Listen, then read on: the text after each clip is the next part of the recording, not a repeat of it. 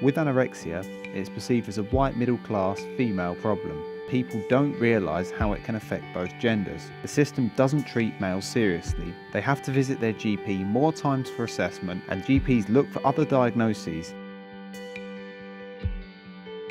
I've suffered with anorexia nervosa for 5 years now. I was initially diagnosed in December 2014, but my struggles with food had predated that by quite a long time.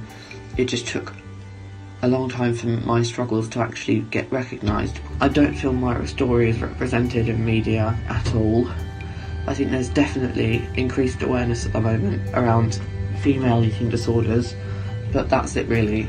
I mean, I never see any references to boys or men who are just as affected as girls.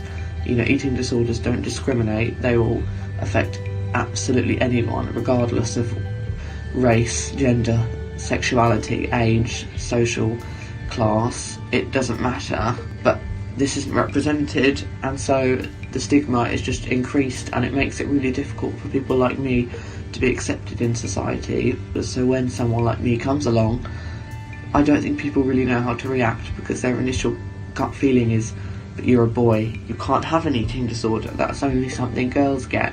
I think we need to do more, and it's great that we're representing eating disorders and there's more increased knowledge on the news and in magazines and on TV, but it's still only aimed at one gender. It's still only a girl's disease, and it's still only shown through the eyes of females, and that doesn't help. In the last few months we have been dealing with my 13-year-old son developing anorexia nervosa. Anorexia amongst young boys of Alex's age, young teens, is not always the group you would immediately associate anorexia with, and I think the media doesn't necessarily reflect the increase in eating disorders amongst men and young boys and adolescents.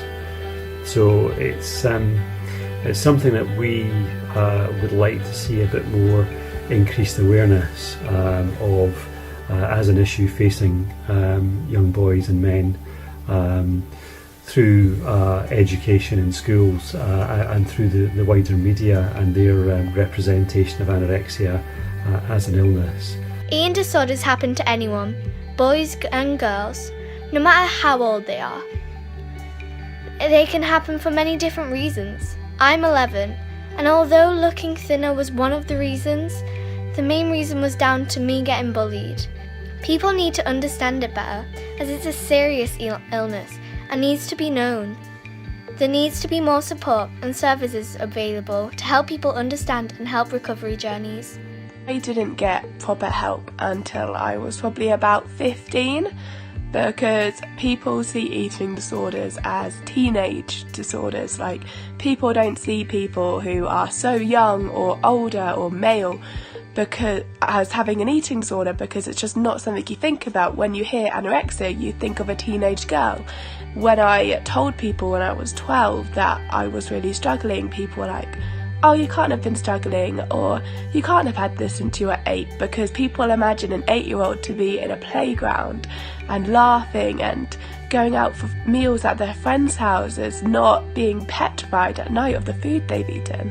I think the media needs to stop sending these negative messages that it's just about weight or about an image or it's a teenage white girl disorder, because if I had help when I was 8, my life could be so different now. We need to talk about mental health. We need to talk about the dangers of anorexia, bulimia, binge eating disorders. But we also need to tell people that recovery is possible, that you can get better no matter what age you are.